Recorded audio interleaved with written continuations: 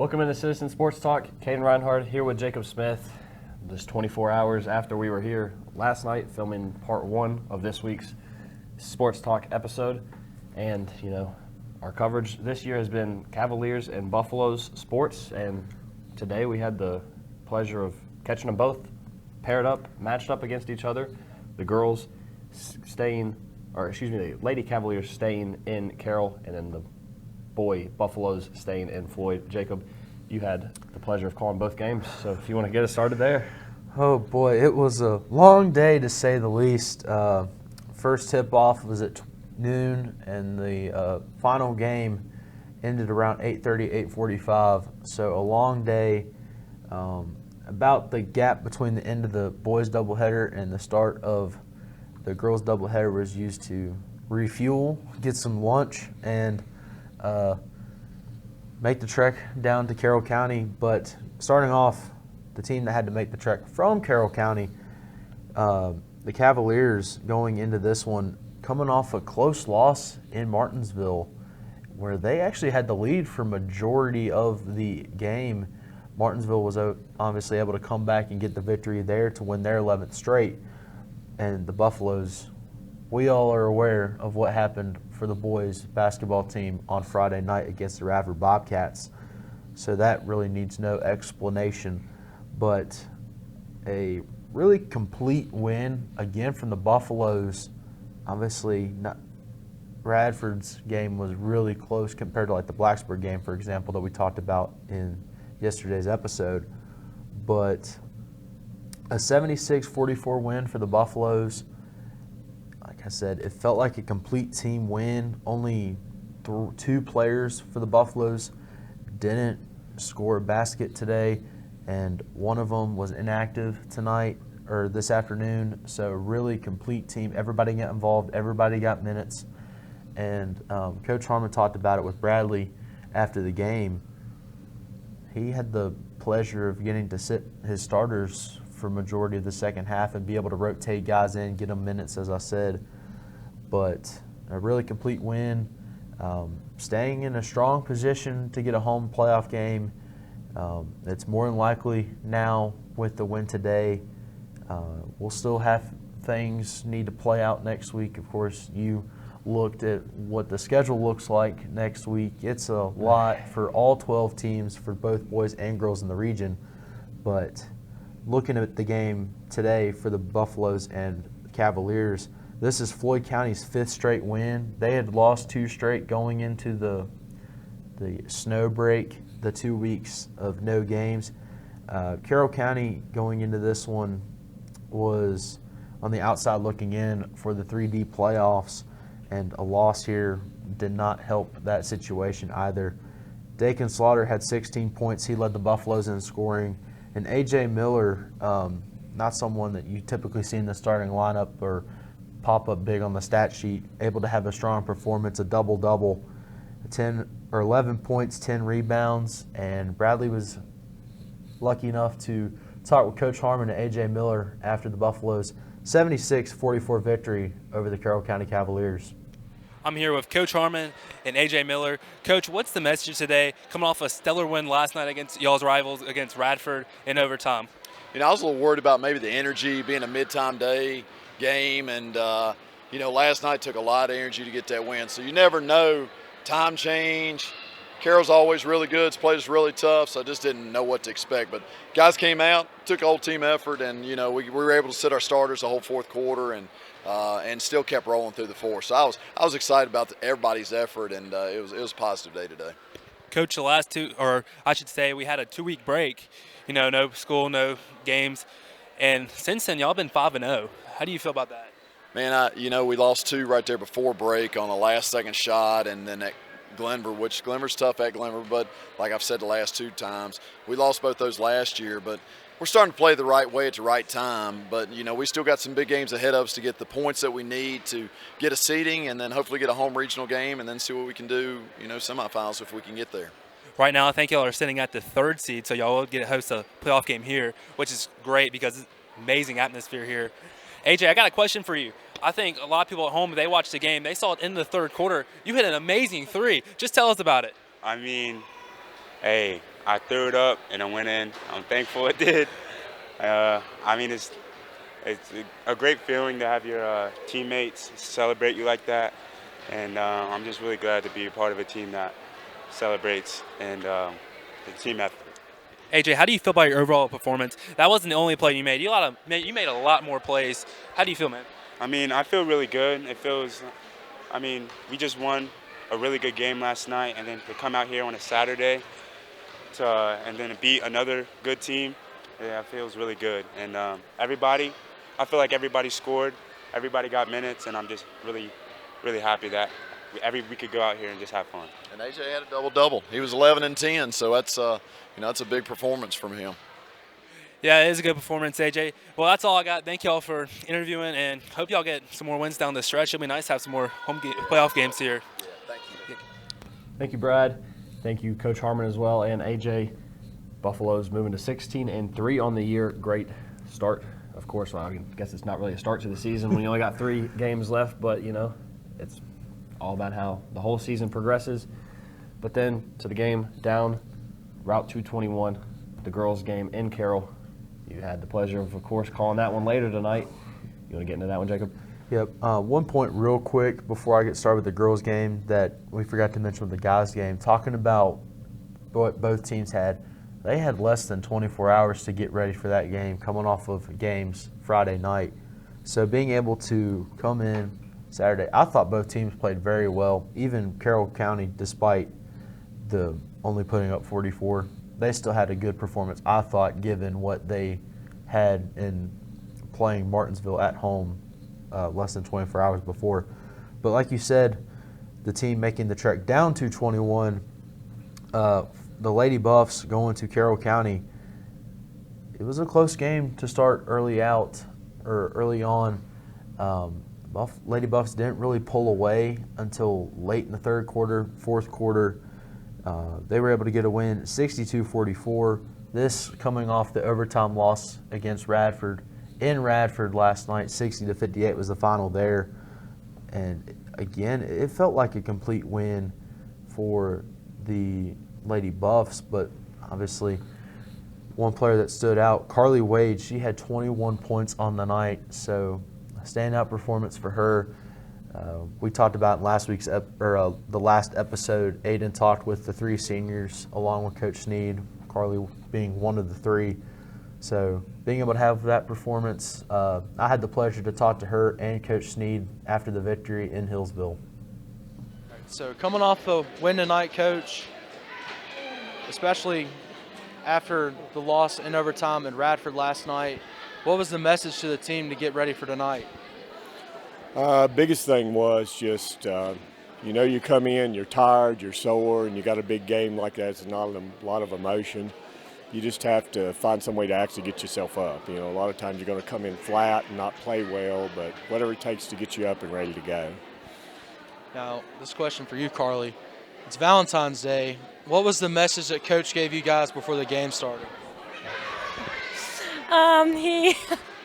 He tells us that Wilson, or our basketball's name is Wilson, and he says for us to go after Wilson. It's our ball, so that's what he gave us.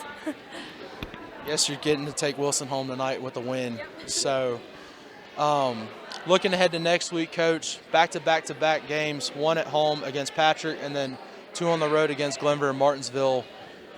How do you prepare your team for 3 games in a row, especially not being able to have practice tomorrow? Well, actually, we're talking about that in the locker room. Biggest thing is I just told them go home, get plenty of rest. Ice, whatever's sore, I know they're sore. Plenty of fluids, and just get ready to play. It's going to be a long haul, but we have to tough it out. 20-point performance for you, Karleigh.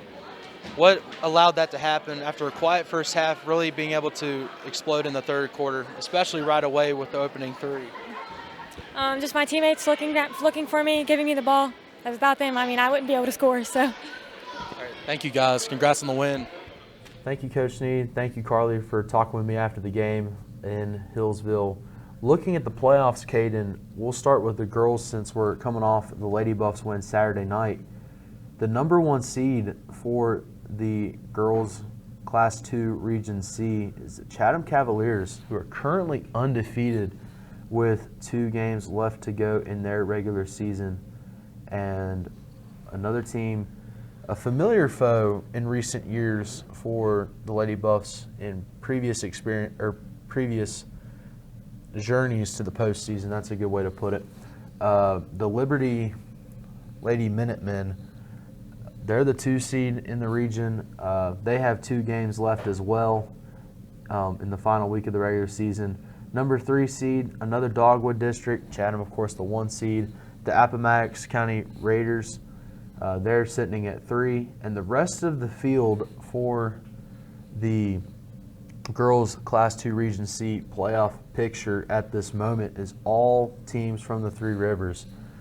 We have the Radford Bobcats, or Lady Bobcats, sitting as the 4 seed with a 4.27 points average currently. Then we have the Patrick County Cougars with a 4.05 average as the 5 seed. So Three Rivers District rematch in round 1 if things had ended with the current results that we have now. The Lady Buffs sitting as the 6th seed despite getting the win over Carroll County on Saturday. If they beat Patrick County on Monday, talking about the Lady Buffs, they do have the potential to jump Patrick County and move up to the 5 seed. And I believe there's a slight chance that the Lady Buffs could still host a home playoff game on Friday for the regional quarterfinal. But we can talk a little bit more about that later on.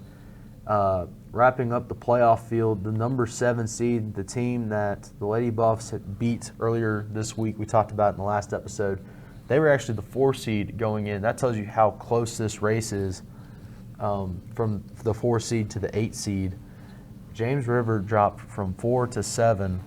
They're still at 7 right now. They lost against Patrick County last night, so they're sitting as a 7 seed. They would travel to Liberty in round 1 at this very moment. And then wrapping up the field, the Martinsville Lady Bulldogs. So, like I said, you got 2 Dogwood teams. You got one, the lone Seminole District team of the region. And then the rest of it is 5 of the 6 Class 2 or 2C Three Rivers teams, Glenver being the lone exception.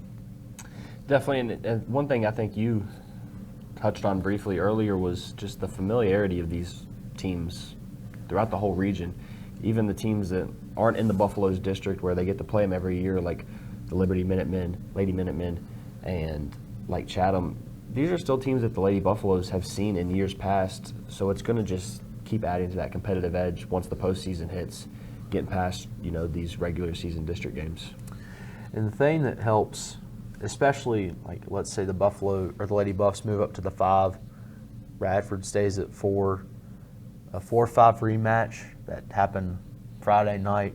1 week later, there'd be a rematch for a ticket to the regional semifinal against more than likely Chatham. The familiarity in these teams, obviously the Three Rivers, when you're in the district, you play home and away, so you see each team twice a year. So you're gonna see Martinsville twice by the end of the season. You've already seen James River twice. You've seen Radford twice, and soon Patrick County twice.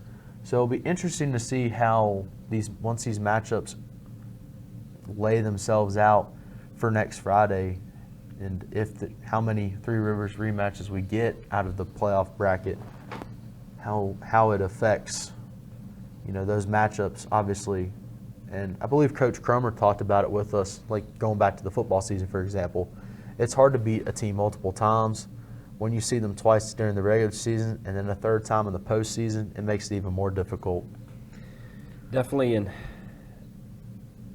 it's where you kind of start bringing this home court advantage into play. We talked about it with the games Radford on Friday night against Radford, both for the Buffaloes and the Lady Buffaloes. Home court matters when it's a team that well, how to beat, because they know how to beat you as well. We've seen the boys split the series, both home teams in each taking the victory. So I think getting a high seeding in the postseason can matter just as much too. Absolutely. And using the boys example, we talked about it, me and Bradlee, during the broadcast Friday night. If the season ended today for the boys in the region, Radford and Floyd would face off in the regional quarterfinal. So definitely an interesting set of circumstances for the region as a whole, especially Bobcats and Buffaloes fans watching that. And after just 1 week off since the previous matchup, and especially if it was in the same location as the second matchup of the season. But diving deeper into the bracket as a whole, despite coming off of losing 2 of their last 3 games, the Liberty Minutemen are still the number 1 seed in Class 2 Region C for the boys. Number 2, it's a tight race for number 1 right now. I believe really 3 teams still have a chance to get the number 1 seed. Liberty, Martinsville, who's sitting at 2 right now, they're behind Liberty by 0.02 of a point. Liberty has a 6.12 average. Martinsville has a 6.1 average. It's really like a 6.095. But then the Buffaloes, they still have 3 games left, and they do play Martinsville. So a 5.94 average for them. They're sitting at 3. And then we currently have a tie for the 4 seed right now, and this will actually get determined on Monday. Dan River and Nelson County, 2 Dogwood District teams, will battle it out pretty much for a home playoff game. The loser more than likely going to have to travel to whoever wins that matchup there. Both Dan River and Nelson have 5.6 as their points average. Looking at the 6 seed, I said it a minute ago, the Bobcats still sit as the 6th seed. It's a little bit closer with Gretna at the 7 after the loss against the Buffaloes on Friday. If Radford loses to Martinsville, I believe they will drop below Gretna, so they could possibly see the 7th seed, talking about the Bobcats.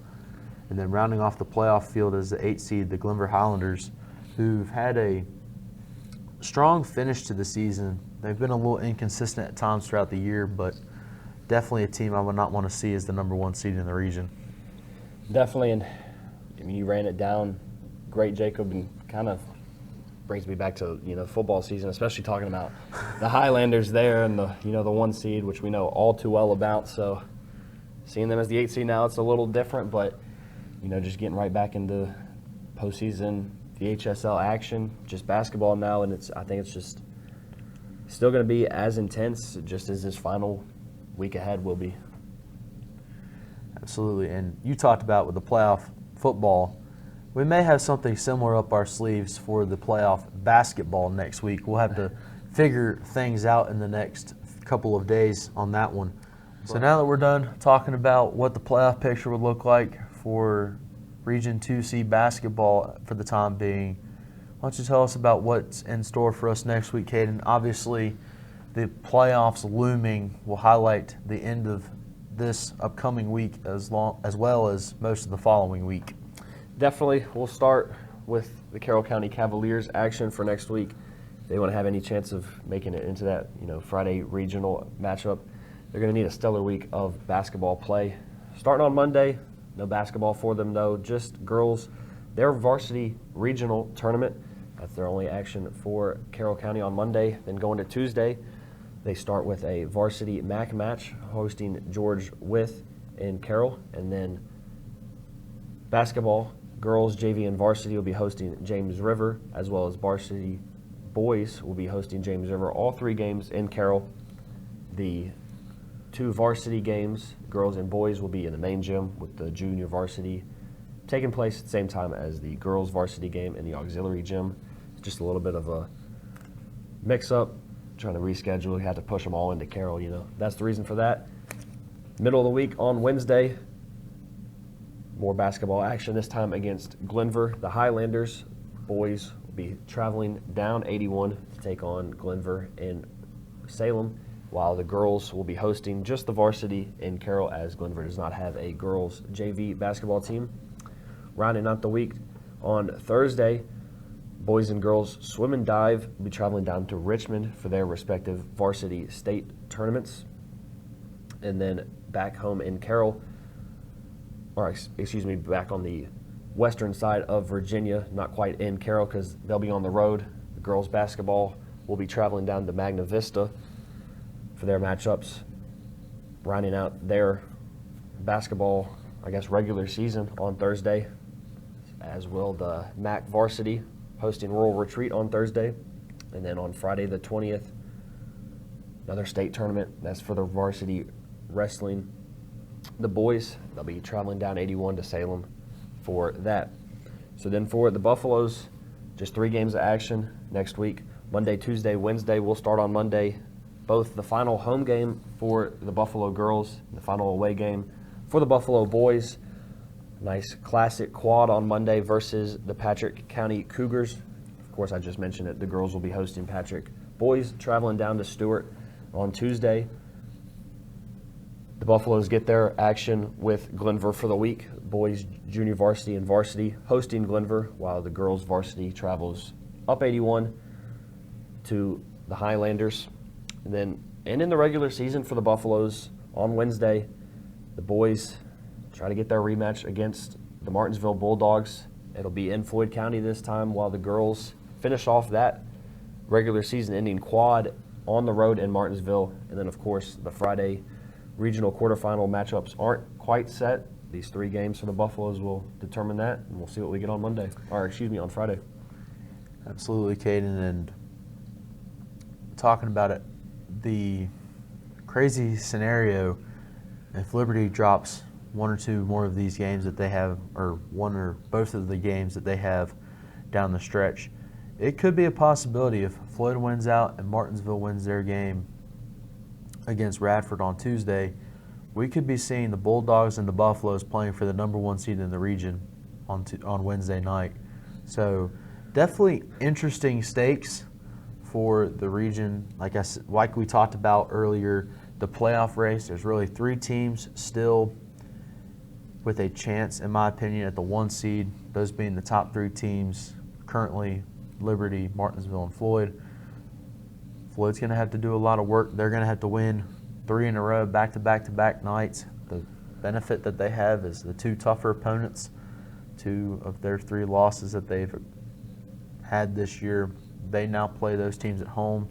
Patrick County, probably the easiest of those 3 games on the road. And looking at the Lady Buffs as well, they really need to win out to get a home playoff game as well. I believe the boys have more than likely sealed a home playoff game if they can get 1 or 2 wins out of that 3 next week. But the Lady Buffs will probably need to win out, at least have Martin and obviously Patrick County losing to the Lady Buffs on Monday potentially. And this would, of course, have to be a part of the scenario given the Lady Buffs and Lady Cougars play on Monday. At least a loss from Patrick, maybe more than that on outside of the game Monday. I feel like if Floyd gets the points, Patrick doesn't, that would be enough for Floyd County to leapfrog Patrick for that 5th seed. And if Martinsville comes away with the upset against the Radford Bobcats or Lady Bobcats, I do think it is possible. It's a slim chance. The game results Friday night may have, reduced the percentage of Lady Buffs having a home postseason game, but it's still on the table. Definitely. You kind of said it, or we talked about it yesterday's episode. At the beginning of this week, you said it. This upcoming week is the beginning of a new season. Really, you could say that we talked about last episode. Really, the beginning of this previous week was the start of a new season. Just the 2 weeks off, all of the changes to the schedule, and the Buffaloes, for example, they've won 5 straight. They've taken advantage of the fact that they had 2 weeks off and to kind of cleanse themselves of the 2 losses they had before the break, but I believe that's pretty much everything we have. Is there anything else you can think of or like to add real quick before we sign off for the night? I can't think of anything else. I mean, our first ever 2-part sports talk is kind of in the books now. So Episode 21 and 22. definitely, and it got pushed onto us with all this snow. You know, we took 2 weeks off ourselves with nothing to cover, so would have made for some very interesting sports talks the last 2 weeks. So It would have just been us sitting here for 20 minutes talking about nothing. We could have talked about the Super Bowl, but yeah, we'll leave that to the other people. You come here for the high school sports coverage. I think that will be all that we have for this week. Of course, next week we might have hinted at a potential special edition next week with the regional quarterfinals. Oh, of we'll have course. to see what Friday brings, and of course the entirety of the week leading up to Friday. But that is all we have for Citizen Sports Talk. Kaden Reinhard with Jacob Smith. Thank you for joining in on this week's 2 episodes.